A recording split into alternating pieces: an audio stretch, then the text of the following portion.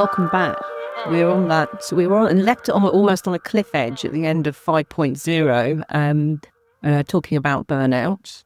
But we're back again, and we got obviously my co-podcaster Theresa, and we've also Andy here, my Brindle, a friend to work day.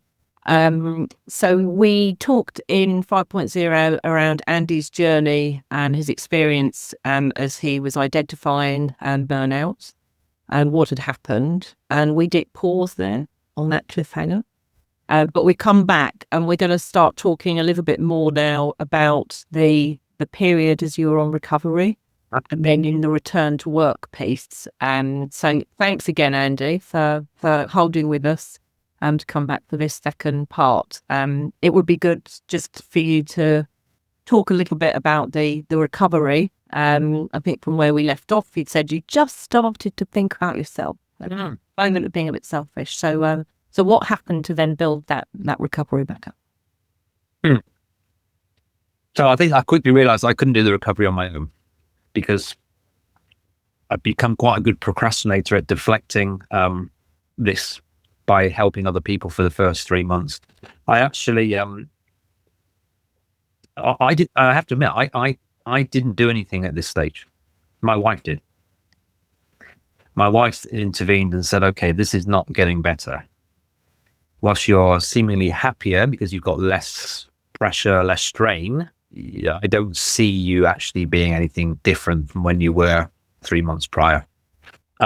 So she reached out to an ex-colleague who had become sort of a bit of a life coach. I didn't notice at the time. He just randomly called me and we started chatting and I felt very comfortable. I'd worked with him for a number of years. We started chatting. He was telling me what he was doing. And through that conversation spawned the idea of, let's get together, let's meet up. Why don't you come up to my place for 3 or 4 days and we'll just talk a few things through. He lives in a very remote location with no television. I think there's a radio, eats very well, exercises very well. And actually it was kind of a complete isolation period for me for about 4 days. And I could feel my whole mind and my body slowing. And he'd worked a number of different scenarios out for me using sort of flip cards. How do I feel now? And we started to talk about me, but not me in the superficial kind of deflecting, but actually really who am I? We really kind of started looking at the values and the drivers and how did I end up getting to the situation where burnout occurred? What drove me there? What are the kind of the warning signs? Where are the triggers?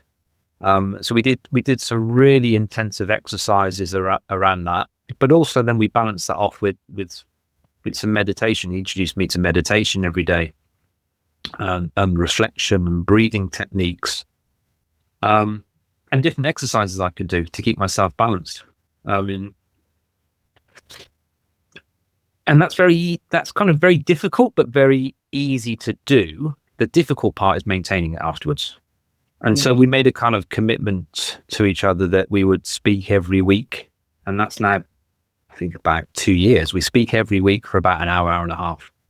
And just ask, I'm really intrigued because these coping mechanisms are amazing. And I have employed exactly the same. I found something called the miracle, which is very similar. But I'm interested in, was it counselling or was it life coaching? Was it a bit of both? Yeah, no, that's a really good point. So it was more life coaching, right? So I skipped over the counselling part. So I did actually get through private healthcare counselling services.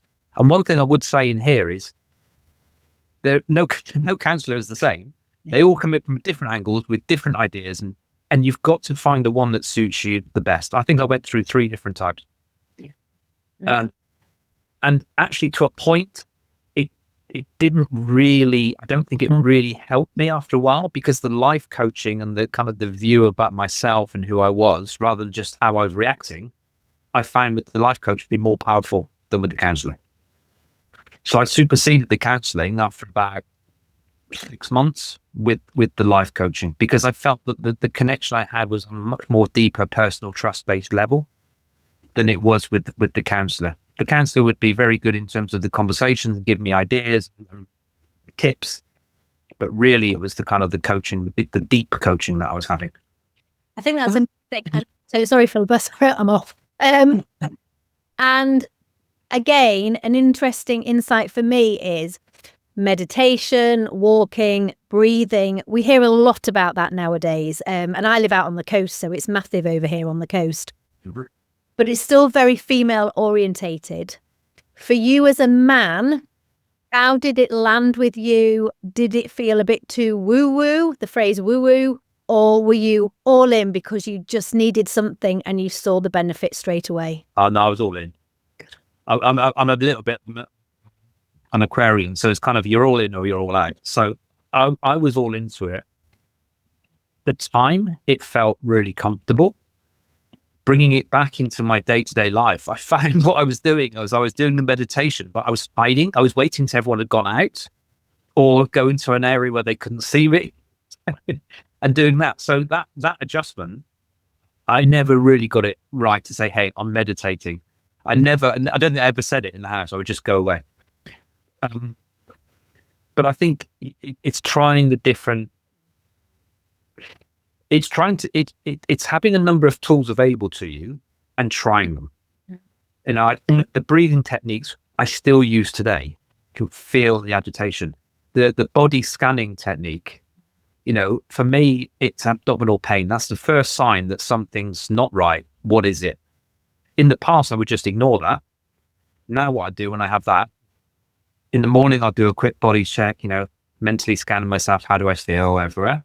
If I've got an abdominal pain, okay, what is it that's happening today? Or what is it that's coming up that is triggering that abdominal pain? Because when I was in the pre-burnout or leading up to it, I was having that really frequently and often, but I was just not paying any attention to it. So it's a kind of an immediate physical trigger. Yeah. It's amazing, that self-awareness though, isn't it? I love the fact that you've been very honest of I'm just going to separate that off. And then how it slowly is in actually I need to be doing this as embedded as the sort of daily habits, and is quite a powerful way. And I love your question as well, Theresa, of the counselling or coaching. And also, Andy, your point about you've got to choose the right person for you. So we talked previously, Theresa and I, about when you're choosing a coach, because obviously that's what we do, you've got to get someone who actually you match up with. And it's not going to be the same for every person. So I'm really glad you obviously found your life coach, which is great that relationship is still continuing.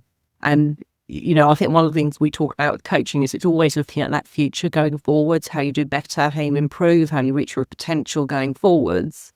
And it feels like you helped to mend yourself a little on the counselling side, but then it was a very much a looking forward. And could we just then talk about what was the point then about coming back to work, the decision, what the environment was for you, how you felt about coming back to work, and what was that? I guess the connection with you understanding more with that self-awareness about trigger points and things like that. So what was going on? What was that context, and then how were you feeling about the return to work? I was actually really excited to go back to work. I mean, I enjoy work. I enjoyed the people I work with. So for me, it wasn't.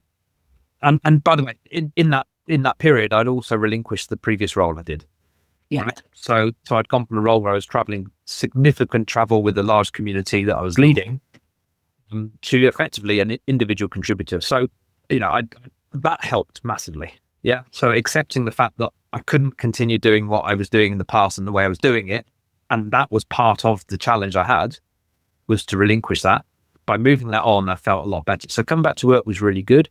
I was given I think 2 or 3 different options in terms of activities to come back, but each of them, thankfully, from the company were not significant pressure roles. They were like not easy roles, but roles where they felt, and I felt, because you had to have that coming together, these were areas that would not create triggers for me, that would mean I could land safely and into a space of and a team of people yourself included here, Philippa, that would actually support and understand. And so that really, really helped me. I did a phased return to work, I think, over about 2 or 3 weeks. So ramped it up, but also agreed that I would just do fixed hours and I would have 1 or 2 specific projects to deliver. So therefore the workload was very manageable. And just in that, I think it's you were in a company, an organisation that got it by the sounds of it and very supportive, and not everybody is. But just to put some context around that, you are a senior leader and you went through a period of time where things were complicated, rocky and uncertain, and yet you managed to come back into the organisation that has welcomed you back. Your careers continue to flourish. But again, that's not the same for everybody. And I think the piece for me here is understand the organisation you're in. And if you need to change. But if the organisation is the right organisation, it's just the triggers around you weren't right, then have the conversation like Andy has had. And that's really important as part of your recovery, to understand the environment that you're in and will that still serve you for a point. Yeah. And I think that it links to, I'm seeing one of these nice quotes from one of these motivational speakers around when you're no longer able to change the situation, which I think you were in that situation, Andy, where that was what was causing the burnout. You're challenged to change yourself, which you've gone through, obviously, the counselling, life coaching, quite a lot of self-awareness, and you come back as also a different person, but into a different situation as well. Yeah. So talk us through then. So that return to work was really, when you think about maybe the first few weeks and then extending out, were there key challenges or welcome surprises when you came back into the work environment? Well, I think the two that stand out, one of them was people are very cautious about what they give you. It's actually quite a great way to deflect work, because you sort of have this kind of pained look in your eyes when someone comes to you with work, and then they go, okay, no, we'll go somewhere else. So there was a kind of like, they didn't really know how to treat you. And then what I quickly realized was that actually no one really knew why I was off. People, because it was never discussed, it was just communicated that I was taking some extended period. People thought I was ill. Yeah, okay, I was mentally ill, but a lot of people thought I was physically ill. So when you came back, it was that kind of, oh, how have you been? And it wasn't that, are you fixed? Are you well? It's just, how have you been? Are things okay? So then it gave me the opportunity to sort of think, well, do I say yes or do I say it's okay? So it was one area that I thought was quite interesting. And that took probably, it was about 6 months before I'd gotten around all the people I'd worked with in the past. So people had kind of calmed. The other one was, and this is where the life coaching becomes really important, right? So I did not realize, coming back in, within about 3-4 months, the behaviors that I had from pre-burnout were playing out again. I thought they weren't there. I convinced myself that I'd managed the workload. I wasn't taking things on. I wasn't stepping into other spaces I shouldn't be. And it was only through the life coaching when we talked about, what am I doing, the workload, how am I managing? He said, just look at what you're doing. Look at what you're doing. He said, you're putting your hand up for tasks. You're wanting to be seen. You're feeling insecure because you've come back and you don't know where you are. All the things that kind of are the deep core values of me from years ago are playing out. Yet you've convinced yourself that actually I've dealt with all that. It's fine. It's gone.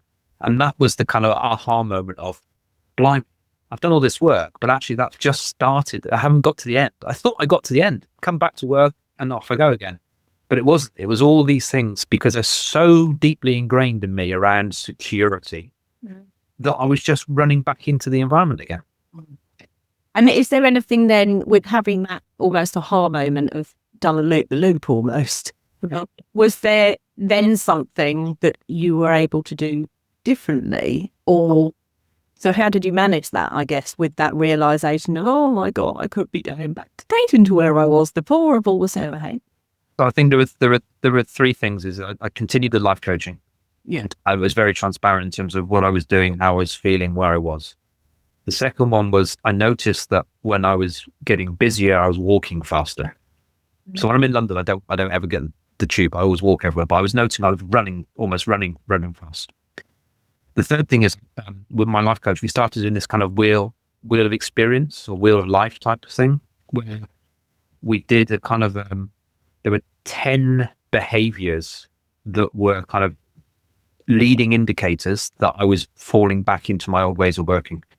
And then we had it segmented like 3 circles. So the closer you got to the center of the circle, the more the behavior was becoming apparent that you were actually triggering yourself to put yourself back in an area of danger. And I do that every day. Even now, I do that every day. So, there's certain things, am I leading meetings, for example, that aren't mine? Am I looking to be seen when actually it's not my piece of work that should be seen? So there's it's a very raw assessment of me that I have to do every day to keep myself balanced, to make sure that I'm actually not, I'm not self-triggering. Because it's brilliant as a tip, as a lovely tip, I think, for you to be able to have something sort of quite physical as to this is me and my warning signs. Yeah. To check in either for yourself, but also with your life coach, and then maybe your wife to come in and go, where are you on that circle today? Yeah. It's fine. Exactly. Yeah. And maybe conscious a bit on our time as well with you, Andy.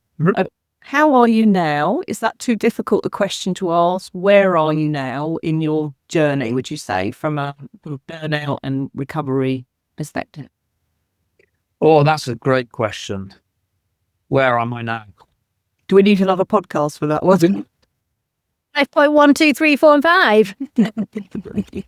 Wow, where am I now? So I'm in a really, I think I'm in a really good space, right? So I think I'm really good. I've got a lot of energy. I'm very excited about what I'm doing with a community of people and a team that we support each other, and it's all very, very positive.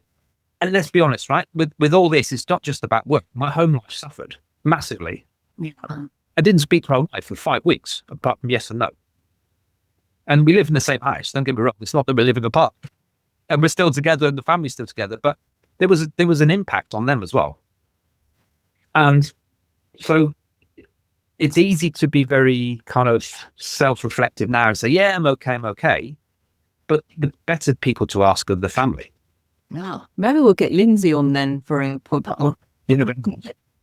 Oh, that way I Not getting Darren on for me, no way. That would be really interesting. I think they're the real people to ask. I think professionally, and there's no mask, there's nothing here. Yeah? So this is how I am and who I am now. I'm in a much better place, much better place. I feel like the weight is lifted. I feel I'm able to control my environment. I'm understanding of how I do and what I do and why I do. But it's very easy to fall back into old habits. Yeah, very, very easy. So that's the thing. It's difficult. It's difficult to identify it. It's difficult to accept it. Once you've accepted it, it's difficult to actually repair yourself and improve yourself and recover. And then the reality, I think, like, Theresa and I spoke briefly before. It's a continuum. Yeah. If you don't pause each day to think, okay, what did I do? How did I do? Okay, I'm okay. But think of it as the I rather than what do other people think of me. Yeah. You could easily fall back into this, I'm sure. That's really interesting. And Andy, it's incredible always to chat to you. But your openness to talk about this, I think you mentioned earlier in the previous podcast of it's a bit cathartic. Hopefully it's cathartic still to you, but I'm also hoping others who listen in really connect with this, who maybe are having similar feelings and, are in that space where they're not quite through that loop and continuing on. I think just in terms of, we mentioned the message in the last podcast was this time will pass. It feels like this time will pass, which is one area of the situation, but there's also continuum of it, that there's then other moments of, I'm in another moment where I need to watch and be aware because I feel like I may be falling into similar patterns. That time will pass as well. I think there's a bit, isn't there? And you talked well about listen to your body. Your body will tell you throughout the 2 episodes, your body froze at the top of the stairs. It was telling you you're in danger mode. And then you talked about the body scan as part of the recovery. Your body is a highly tuned instrument, and it's for you to learn to listen to it. And for me, Philippa, that is definitely the message in all of this. You have everything you need. You've just got to tune into it, and then you can make some decisions. This has been amazing. Thank you so much. I talked to Andy outside of the podcast and said it's brought tears to my eyes, this conversation, because it's so relevant and it's so important. So thank you. Thank you for coming into our safe space. Thank you. Thank you for the introduction. I'm hoping we get to do lots more with Andy. Thank you, Andrew. And we'll catch up soon. Yeah, pleasure, guys. Thank you very much. Take care. Bye.